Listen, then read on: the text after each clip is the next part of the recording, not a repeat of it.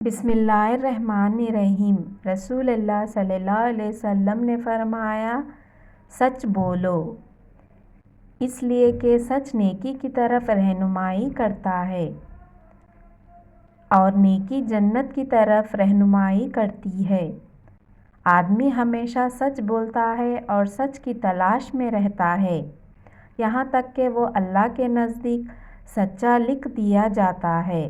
اور جھوٹ سے بچو، اس لیے کہ جھوٹ گناہ کی طرف رہنمائی کرتا ہے اور گناہ جہنم میں لے جاتا ہے۔ آدمی ہمیشہ جھوٹ بولتا ہے اور جھوٹ کی تلاش میں رہتا ہے، یہاں تک کہ اللہ کے نزدیک جھوٹا لکھ دیا جاتا ہے۔